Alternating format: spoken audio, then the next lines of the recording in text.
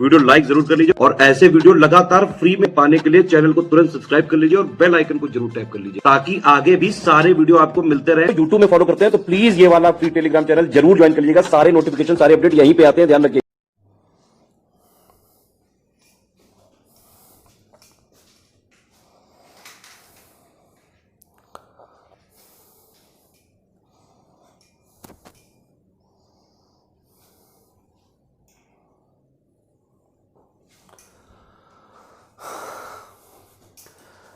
नमस्कार साथियों, स्वागत है आप सभी का स्टडी फॉर सिविल सर्विसेज में। मेरा नाम है निशित मिश्रा और अब तक जो आप लोगों ने मुझे देखा होगा वो अक्सर करके पीडीएफ पर ही क्लास लेते देखा होगा, लेकिन काफ़ी सारे लोगों ने ऐसा कमेंट किया कि सर आपको बोर्ड पर क्लास लेनी चाहिए, तो फिर मैंने जो है ये बोर्ड तैयार किया। हालांकि मेरे पास स्मार्ट बोर्ड भी है बट वो यहाँ नहीं है, वो मेरी कोचिंग में लगा हुआ है और कोचिंग में जाकर के वहाँ वीडियो बनाना, क्योंकि कोचिंग जहाँ मेरी है वो जगह बहुत जो है आसपास काफ़ी जो है आबादी वहाँ ज़्यादा है, रोड पर है, तो वहाँ पर वीडियो बना पाना संभव नहीं है क्योंकि शोर बहुत ज़्यादा है, बहुत ही ज़्यादा है। तो मैंने तय किया कि यहाँ जो है ये सस्ता सा एक सेटअप हम लोग लगाते हैं, एक वाइट बोर्ड का सेटअप हम लोग लगाते हैं और इसी सस्ते से सेटअप से जो है अभी स्टार्टिंग में हम लोग काम चलाएंगे। बाकी अगर आप लोगों का सहयोग रहा तो जल्दी ही यहाँ पर इस वाइट बोर्ड की जगह मैं स्मार्ट बोर्ड भी ले लूँगा, अगर आप लोग अच्छे से सपोर्ट करेंगे तो। ठीक है, तो मैंने जो यहाँ पर जो टॉपिक सेलेक्ट किया है अब आने वाली क्लासेस के लिए, आर की जो हमारी क्लासेस चल रही हैं उसमें जो मैंने टॉपिक सेलेक्ट किया है वो है साथियों संविधान और राज व्यवस्था। ठीक है, तो सेटअप हमारा कुछ इस तरीके से रहेगा कि पर डे जो है हम लोग 3 क्लासेस लेकर के आएंगे। ठीक, जिसमें से 2 क्लास होंगी आपकी हिंदी की और 1 क्लास होगी जीएस की। अगर किसी कारण से जीएस की क्लास नहीं हो पाती है तो आपको हिंदी की 3 क्लासेस मिलेंगी।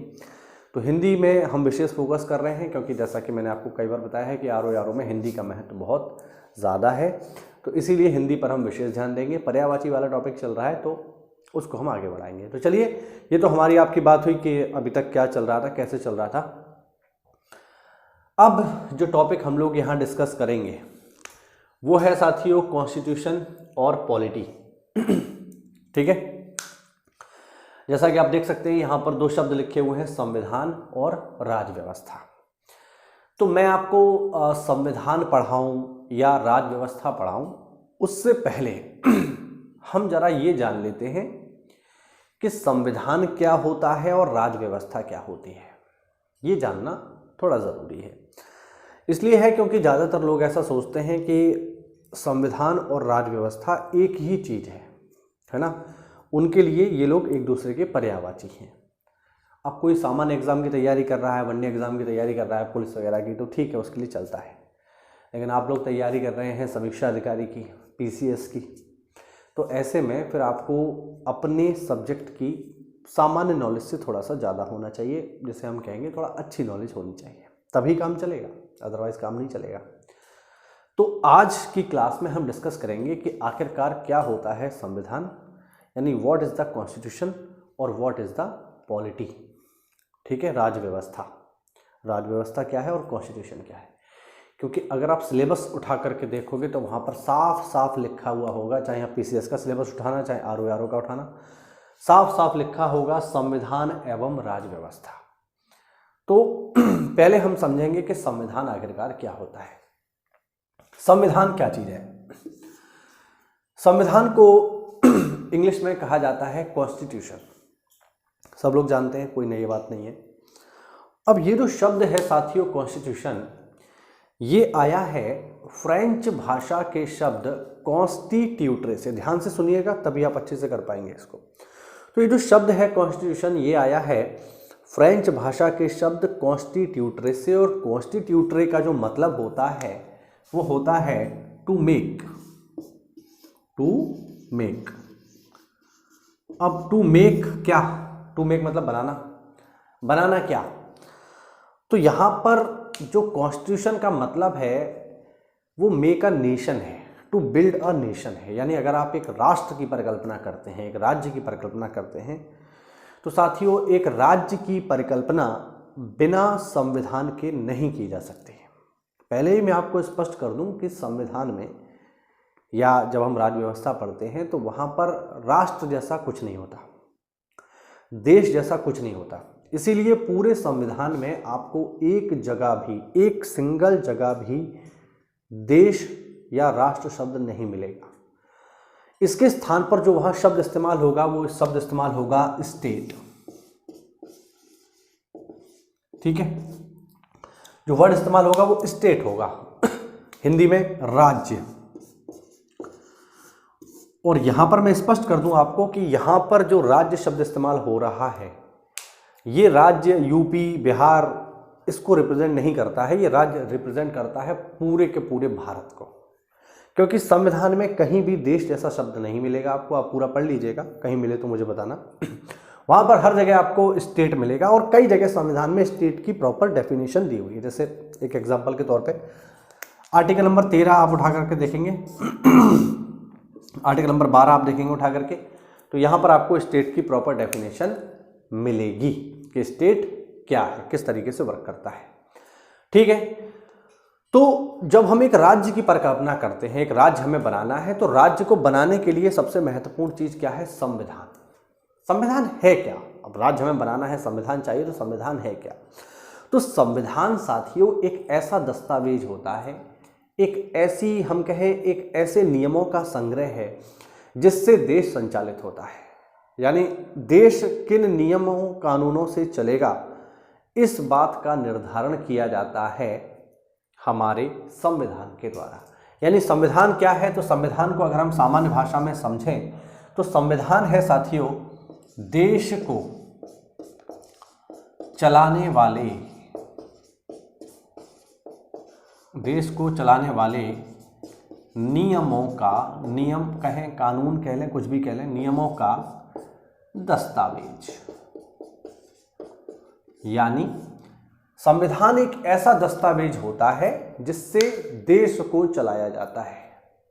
देश किस तरीके से चलेगा, कैसे चुनाव होंगे, क्या क्या शक्तियां होंगी राष्ट्रपति की, क्या क्या शक्तियां होंगी प्रधानमंत्री की, ये सारी चीजें इसमें हम देखते हैं। तो वो सारे के सारे दस्तावेज जिनसे देश को चलाया जाता है, वो समस्त दस्तावेज या वो सारे नियमों का संग्रह है जिस बुक में किया गया है, उस बुक का नाम है कॉन्स्टिट्यूशन या संविधान। बात समझ रहे हैं आप लोग? तो संविधान में आपको क्या मिलेगा? देश को चलाने वाले नियम और कानून। ये हुआ संविधान। अब आप देखोगे संविधान जब हम पढ़ते हैं उसमें बहुत सारे नियम लिखे हुए हैं। दूसरा, संविधान में जो लिखे हुए नियम होते हैं, ठीक है, इन नियमों को हम लॉ नहीं कहते, पहली बात। ठीक, ये कोई डायरेक्ट लॉ नहीं है। फिर ये क्या है? या जैसे आपने एक शब्द सुना होगा, बहुत बार लोग यूज कर देते हैं इसको जाने अनजाने में, है ना, जैसे क्या? धारा। एक शब्द होता है धारा, एक शब्द होता है अनुच्छेद। इन शब्दों में बहुत ज़्यादा, अब जिसको जानकारी है वो तो ठीक ठाक इस्तेमाल करता है, लेकिन जिनको जानकारी नहीं है वो इसको गलत इस्तेमाल कर देते हैं। जैसे मैं आपको एक एग्जांपल देना चाहूँगा, धारा क्या होती है? धारा को इंग्लिश में अगर हम कहें तो अभी मुझे याद था, बिल्कुल मैं मिस कर रहा हूँ, जो धाराएं होती हैं, जो सेक्शन होते हैं, ठीक है ना, वो आईपीसी के अंतर्गत आते हैं। जैसे आपको एक एग्जांपल देता हूँ, जैसे अगर कोई नियम, दोनों नियम ही है, धारा भी नियम है, अनुच्छेद भी नियम है, लेकिन अगर कोई नियम लिखा हुआ है आईपीसी के अंतर्गत, आईपीसी मतलब इंडियन पीनल कोड, अगर कोई नियम आईपीसी में लिखा हुआ है यानी भारतीय दंड संहिता में लिखा हुआ है, तो उस नियम को हम कहेंगे धारा। ध्यान रखना, ठीक है। जैसे आपने एक बहुत फेमस धारा सुनी होगी, धारा 302। तो जब कोई व्यक्ति ये कह रहा है कि ये धारा 302 है, तो आपको समझ लेना है कि वो किस नियम की बात कर रहा है। वो नियम नंबर 302 की बात कर रहा है, जो लिखा हुआ है किसमें? आईपीसी में। लेकिन अगर कोई व्यक्ति कहता है अनुच्छेद, तो अनुच्छेद क्या है ये भी जान लो। अनुच्छेद होते हैं संविधान में लिखे नियम, यानी अगर संविधान में कोई नियम लिखा हुआ है तो उसको हम नाम देते हैं साथियों अनुच्छेद, और अगर आईपीसी में कोई नियम लिखा हुआ है तो उसे कहा जाता है धारा। अब ज़्यादा बुद्धिमान लोग क्या कर देते हैं, जैसे आपने खूब सुना होगा, अक्सर करके गली मोहल्ले में, टीवी डिबेट में आपको ये शब्द दिखाई दे जाएगा कि लोग कहते हैं कि मोदी जी ने धारा 370 हटा दी। सुना है आपने? नहीं। तो ये स्टेटमेंट अपने आप में गलत है। क्यों गलत है? क्योंकि अगर हम ये कह रहे हैं कि मोदी जी ने या मोदी सरकार ने धारा 370 हटा दी, इसका मतलब ये हुआ कि आईपीसी में कोई सेक्शन होगा 370 उसको हटा दिया, तो ऐसा नहीं है भाई। धारा 370 नहीं है, अनुच्छेद 370 है। अगर आप कहोगे धारा 370 तो बात मानी जाएगी कि आईपीसी में जो लिखा हुआ जो नियम नंबर 370 है उसको हटा दिया, लेकिन हम कह रहे हैं कि अनुच्छेद 370 तो भारतीय संविधान में जो नियम नंबर 370 था उसको हटा दिया। तो ये बात आपको बिल्कुल स्पष्ट होनी चाहिए कि ये धारा होती है, ये अनुच्छेद होता है। इसको बोलते हैं आर्टिकल, इसको कहते हैं शायद सेक्शन, मुझे याद नहीं आ रहा है। आप लोग को आया तो मुझे कमेंट करना, अभी इसके मेरे दिमाग से स्लिप हो रहा है। तो धारा है और अनुच्छेद है। ये देखिए, ये बेसिक में आपको चीज़ें बता रहा हूँ जो संविधान में आपको बहुत जगह इस्तेमाल होती हैं। अब लोग पढ़ने तो बैठ जाते हैं संविधान, लेकिन बेसिक नहीं पता, और बेसिक नहीं पता तो बिना तैयारी के अगर जंग में कूदोगे तो ऑब्वियस बात है पेल दिए जाओगे, सामने वाला तुम्हें उड़ा देगा। कोई क्वेश्चन ऐसा आएगा जो आप समझ ही नहीं पाएंगे। अब संविधान पूरा पढ़ लिया, लेकिन जो उसकी बेसिक शब्दावली है वो आपको नहीं पता। तो स्टार्टिंग में जो वीडियोस बनाऊंगा इसी बात पर बनाऊंगा कि संविधान की जो शब्दावली है वो आपको क्लियर होनी चाहिए, तभी आप संविधान अच्छे से समझ पाओगे। तो समझ में आया धारा क्या है, अनुच्छेद क्या है, संविधान क्या है? तो संविधान क्या है? देश को चलाने वाले नियमों का संग्रह, नियमों का दस्तावेज है। संविधान में जो लिखे हुए नियम होते हैं इन्हें स्पेशली अनुच्छेद कहा जाता है। ध्यान रखना, धारा नहीं कहते। धारा किसके नियमों को कहते हैं? जो आईपीसी में लिखी हुई हैं। ठीक। अब संविधान में दुनिया भर के अनुच्छेद लिखे हुए हैं। उन अनुच्छेदों को, जैसे अगर हम एक अनुच्छेद आपको मैं यहाँ पर बताऊं कि किस तरीके से वर्क करते हैं, थोड़ा सा चलिए थोड़ा साफ कर देता हूँ इसको। तो अगर मैं यहाँ पर एक आध एग्जाम्पल के तौर पे आपको समझाऊं कि क्या अंतर है संविधान और राज्य व्यवस्था में, जरा उसको देखते हैं। चलिए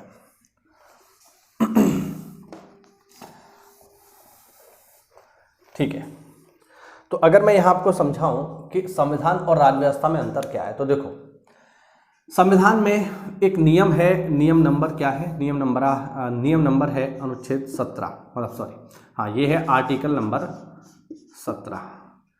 आर्टिकल नंबर 17 क्या है? आर्टिकल नंबर 17 है abolition of untouchability. Article number 17 है एबोलिशन ऑफ अनटचेबिलिटी, जिसे हिंदी में कहते हैं अस्पृश्यता का अंत। ये बात साफ साफ लिखी हुई है साथियों आर्टिकल नंबर 17 में, एबोलिशन ऑफ अनटचेबिलिटी। ये इसका सामान्य अर्थ क्या है? इसका सामान्य अर्थ है कि भारतीय संविधान ये कह रहा है कि भारत में पूरी तरह से अस्पृश्यता, जिसका सामान्य अर्थ होता है छुआछूत, तो भारत में छुआछूत का अंत कर दिया गया है। भारतीय संविधान ने साफ साफ कह दिया आर्टिकल नंबर 17 में कि भारत में छुआछूत की कोई जगह नहीं है। भारत में छुआछूत का अंत कर दिया गया है, अस्पृश्यता का अंत कर दिया गया है। यानी आप किसी के साथ जाति संबंधी भेदभाव, ऊंच नीच संबंधी भेदभाव नहीं कर सकते। आज के समय में ये नियम है, लिखा हुआ है संविधान में। ठीक है। अब संविधान ने तो नियम लिख दिया कि छुआछूत का अंत कर दिया, लेकिन ये नियम समाज में कैसे लागू होगा? तो उसकी भी तो व्यवस्था हमें बनानी पड़ेगी ना भाई। आर्टिकल ने तो कह दिया कि ठीक है छुआछूत का अंत कर दिया हमने, लेकिन कैसे? और अगर कोई छुआछूत करता है तब क्या होगा? तो साथियों, संविधान में जो लिखे हुए अनुच्छेद हैं, जो नियम हैं, जब आप उन्हें समाज में लागू करने का प्रयास करते हैं, जब आप उन्हें लागू करते हैं, तो उनको लागू करने से जो समाज में व्यवस्था बनती है उसी को कहा जाता है राज व्यवस्था। यानी संविधान है, संविधान में केवल नियम लिखे हुए हैं, लेकिन उन नियमों को लागू करने के लिए जो व्यवस्था उत्पन्न की जाती है, जो प्रणाली अपनाई जाती है, उस प्रणाली का नाम है राज व्यवस्था। अब कैसे? आर्टिकल नंबर 17 कहता है कि छुआछूत का अंत कर दिया गया है। ठीक है, लेकिन अगर कोई व्यक्ति छुआछूत संबंधी भेदभाव करता है तब हम क्या करेंगे? तो हमने इसके लिए प्रॉपर जो है एक व्यवस्था बना रखी है, एक सिस्टम बना रखा है, वो काम करता है।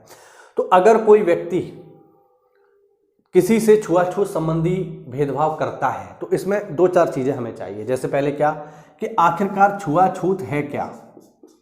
छुआछूत क्या है? तो पहले तो इसकी परिभाषा दी जाएगी, क्योंकि संविधान में केवल ये लिखा है कि छुआछूत का अंत है। संविधान ये नहीं बताता कि छुआछूत क्या है। तो छुआछूत क्या है ये कौन बताएगा हमें? राज व्यवस्था बताएगी कि छुआछूत क्या है। अगर आप किसी को जाति संबंधी गालियां देते हैं ये छुआछूत है। अगर आप किसी को अपने साथ खाना खाने से रोक रहे हैं, मतलब रोकने वाला ऐसा नहीं कि आपकी थाली में कोई घुसे आया, आपके मन में ये भावना है कि ऊंची जाति का है नीची जाति का है, तो ये भेदभाव है। तो ये इसकी परिभाषा हो गई। ये कौन बताएगा? राज व्यवस्था बताएगी। ठीक है। अगर कोई छुआछूत करता है तब इसके क्या दंड होंगे, ये भी हमें कौन बताएगी? राज व्यवस्था बताएगी। क्योंकि संविधान में ये थोड़ी लिखा है कि अगर कोई छुआछूत करता है तो हम क्या करेंगे, तो हम दंड की व्यवस्था करेंगे। ठीक है। और उस दंड को किस तरीके से लागू करवाया जाएगा, तो यानी न्यायालय की व्यवस्था भी यहाँ पर की गई है। तो प्रॉपर ये सारी चीजें एक साथ मिलकर के कार्य करती हैं। यानी संविधान में लिखे हुए जो नियम हैं उनको जब समाज में लागू करने की बात आती है तो उससे जो व्यवस्था खड़ी होती है उसी व्यवस्था को कहा जाता है राज व्यवस्था। तो एक एग्जाम्पल के तौर पे हमने देखा अस्पृश्यता कांड आर्टिकल नंबर 17। अब इसको लागू कराने के लिए हमने बहुत सारी चीजें कर रखी हैं। जैसे क्या, हमने छुआछूत क्या है इसकी परिभाषा दे रखी है। किस में दे रखी है तो मैं आपको बता देता हूं। हमने ये परिभाषा दे रखी है सिविल अधिकार, यहां पे लिख देता हूं, सिविल अधिकार संरक्षण, सिविल अधिकार संरक्षण अधिनियम 1955 में हमने इसकी प्रॉपर व्याख्या की है, जिसको अमेंडमेंट किया गया 1976 में। और इसी का विस्तृत रूप जो आज हम देखते हैं, जिसे कहा जाता है SC/ST एक्ट, जो आया है, शायद आपको ये दिखाई नहीं दे रहा होगा, जो आया है SC/ST एक्ट आया है 1989 में। तो SC/ST एक्ट हमें क्या बताता है कि अगर आप किसी ने छुआछूत, अगर आपने किसी के साथ छुआछूत संबंधी भेदभाव किया, ठीक है, अगर आपने किसी से छुआछूत संबंधी भेदभाव किया तो फिर क्या होगा, आप पर SC/ST एक्ट के अंतर्गत कार्यवाही होगी। इस एक्ट के अंतर्गत जो 1989 में आया है, इसके अंतर्गत कार्यवाही होगी, आपको दंड दिया जाएगा न्यायालय के द्वारा। तो आपको समझ में आया? तो ये जो व्यवस्था के अस्पृश्यता एक इसको हम खत्म करेंगे। ये नियम केवल संविधान में लिखा है आर्टिकल नंबर 17, लेकिन आर्टिकल नंबर 17 को पूरा लागू करने के लिए ये जो व्यवस्था चल रही है कि छुआछूत की परिभाषा क्या है, अगर ये कोई करता है तो क्या क्या दंड होंगे, न्यायालय की इस पर क्या क्या शक्तियां होंगी, क्या क्या अधिनियम बनाए जाएंगे, वो सब के सब आते हैं राज व्यवस्था के अंतर्गत। तो संविधान में केवल एक सिंपल नियम लिखा हुआ है, लेकिन जब आप उसे अप्लाई करते हो एक सोसाइटी में तो उससे जो पूरी व्यवस्था खड़ी होती है उसी को कहा जाता है राज व्यवस्था। यही आपका सिलेबस है। आपको केवल संविधान नहीं पढ़ना है, आपको संविधान के साथ साथ राज व्यवस्था भी पढ़नी है, जिसके अंतर्गत क्या आएंगे, जिसके अंतर्गत आएंगे संविधान के द्वारा दी गई व्यवस्था के अंतर्गत बनाए गए दुनिया भर के नियम, जैसे SC/ST एक्ट। अब SC/ST एक्ट जो है वो संविधान में नहीं है, लेकिन संविधान ने कहा कि छुआछूत का अंत करना है, तो उसका अंत करने के लिए इसको बनाया गया है। तो पेपर में आर्टिकल 17 के साथ साथ आपको SC/ST एक्ट भी पढ़ना पड़ेगा, तब ये होल सोल आपका कंप्लीट होगा। केवल आर्टिकल नंबर 17 को पढ़ लोगे तो काम नहीं चलेगा, अधूरा रहा।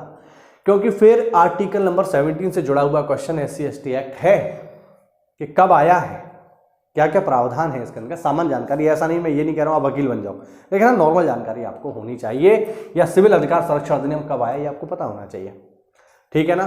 तो इस तरीके से आपको ये पढ़ाई करनी है। उम्मीद करता हूँ आपको समझ में आया होगा कि आखिरकार संविधान और राज व्यवस्था क्या है। स्टार्टिंग की जो मैं क्लासेस लूँगा वो केवल संविधान की शब्दावली पर ही लूँगा, जिससे आपको समझ में आए कि न्यायपालिका क्या होती है, कार्यपालिका क्या होती है, विधायिका क्या होती है। बात समझ रहे हैं ना, क्योंकि ये शब्द बहुत बार इस्तेमाल होंगे हमारी आने वाली क्लासेस में, तो इनको समझना बहुत ज़रूरी है। क्योंकि कोई भी विषय सरल या कठिन तब होता है जब आपको उसके शब्द समझ आते हैं। अगर किसी के शब्द समझ में आ रहे हैं तो वो सरल है, और शब्द समझ में नहीं आ रहे हैं तो वो कठिन है, ठीक है। विज्ञान में हम पढ़ते हैं घनत्व, अब लोग पढ़ तो लेते हैं कि घनत्व की परिभाषा क्या है, मात्रक क्या है, लेकिन ये नहीं पता घनत्व क्या है। इसीलिए वो आजीवन जो है दिक्कत देता रहता है, आजीवन वो डाउट क्रिएट करता रहता है कि आपको बस याद तो है लेकिन समझ नहीं है। इसीलिए पहले हम इसके शब्दों को पकड़ेंगे, उन पर समझ विकसित करेंगे और फिर इस सब्जेक्ट को आगे बढ़ाएंगे।